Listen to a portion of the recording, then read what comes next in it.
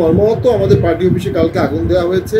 তবে আমরা পুলিশ বাহিনীর প্রতি কৃতজ্ঞ। তারা অতি দ্রুত সময়ের মধ্যে এসে পরিস্থিতি নিয়ন্ত্রণ করেছে এবং পানি দিয়ে আমাদের অফিসের আগুনটাকে নিভিয়েছে।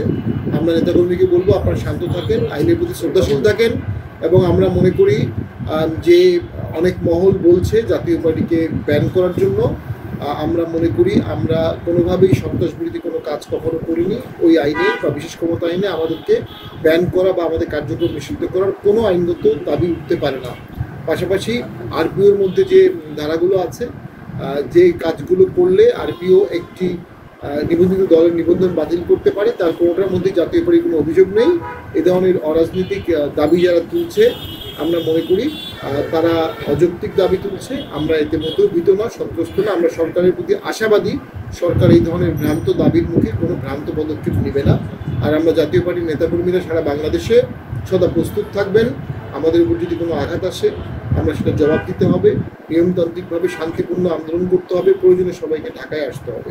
আমরা মনে করি জাতীয় পার্টিকে ব্যানের একটি চক্রান্ত হচ্ছে, তবে সেই চক্রান্তটি নস্যাৎ হয়ে যাবে বলে আমার মনে হয়। আমরা সকলে জিএম কাদেরের নেতৃত্বে একতাবদ্ধ আছি। দেশের স্বার্থে, গণতন্ত্রের স্বার্থে, জনগণের স্বার্থে আমরা কাজ করছি। এই দেশটা আমাদের সবার, সবাই মিলে দেশটা গড়তে হবে, সবাই মিলে দেশকে বাঁচাতে হবে।